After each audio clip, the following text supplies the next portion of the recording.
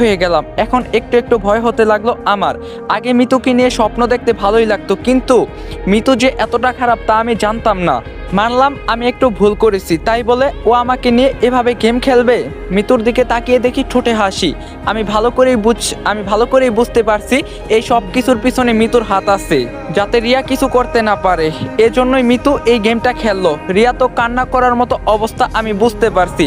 যদি দরকার হয় আমি রাস্তার কোনো মেয়েকে বিয়ে করতে পারবো, কিন্তু মিতুর উপর এখন আমার আর বিশ্বাস হয় না। মিতু আমার ভালোবাসা নিয়ে খেলা করছে, কিন্তু রিয়াকে আমি বিয়ে করতাম। মাগার বিবেক মানে না, যাকে এতদিন বোন হিসাবে দেখছি তাকে কিভাবে বিয়ে করা যায়। মিতু একটু অপেক্ষা কর, আমিও তোর সাথে গেম খেলবো। চিন্তা করিস না, আমাকে ফাঁসিয়ে যাবি কই?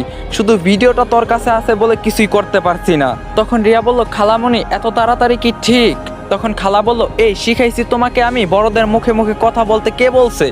তখন রিয়া সরি বলে মাথা নিচু করে ফেললো। চাচা চাচি সবাই চলে গেল। বাবা বলল, তাহলে আমাকে একটু মার্কেটে যেতে হবে। তখন খালা বলল, সবাই চল, তাড়াতাড়ি আসতে হবে। আমি বললাম, খালামণি আমার ভালো লাগছে না, আমি প্লিজ বাড়িতে থাকি। তখন খালা বলল, ইস কি সুন্দর, আমার ছেলেটা মেরে কি করছে। আচ্ছা বাবা তুমি থাক, আমি যাব আর আসবো। তখন মিতু বলল, আম্মু আমিও তাহলে থাকি যদি ওর কিছু লাগে। তখন খালা বলল, থাক, তোর বুদ্ধি আছে। জামাইয়ের খেয়াল রাখা আগে থেকেই শিখিয়ে রাখা ভালো। সবাই চলে গেল। আমি সোফায় গিয়ে বসলাম। মিতু আমার পাশে বসে বলল, খেলা তো মাত্র শুরু, এভাবে ভেঙে পড়িস না, পরে তো সহ্য করতেই পারবি না। হঠাৎ দেখি দরজা দিয়ে রিয়া প্রবেশ করলো। মনে মনে বললাম, আজকে কিছু একটা হবে। রিয়া বলল, মিতু আপু ভালো আছেন? মিতু বসা থেকে উঠে গিয়ে রিয়ার চুল ধরে বলল, তুই এখানে কেন এলি?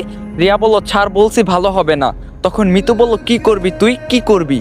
রিয়াও মিতুর চুলের মুঠি ধরে ফেললো। এসব দেখে আমি জোরে একটা চিৎকার দিয়ে বললাম, এক কাজ কর, আমার জন্যই তো যত সব সমস্যা, আমাকে মেরে ফেল, তাহলেই তোদের শান্তি। তখন রিয়া বলল, শুধু তোর কাছে ভিডিওটা আছে বলে কিছু বলছি না, কিছু করছি না, নইলে তোর শরীরে আগুন লাগিয়ে দিতাম।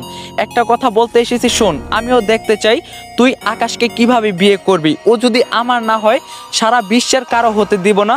দরকার হলে তোরে টুকরো টুকরো করে নদীতে ভাসিয়ে দিব, মনে রাখিস। আমার সাথে খেলা খেলছিস না, আমিও দেখে নেব। আর তুই আকাশের উপর যেই অত্যাচার করতেছস না, সব কয়টার হিসাব নিব আমি। ও তো কিছু বলতে পারে না, কারণ একটা ভিডিওর জন্য ছাড়বো না আমি, তো মনে রাখিস। ওপেন চ্যালেঞ্জ করে গেলাম আমি তোরে।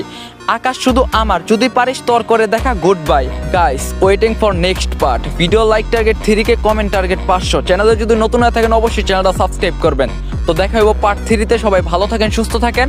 আর যারা টিকটক থেকে আইছেন সবাই থ্যাংক ইউ। আল্লাহ হাফেজ।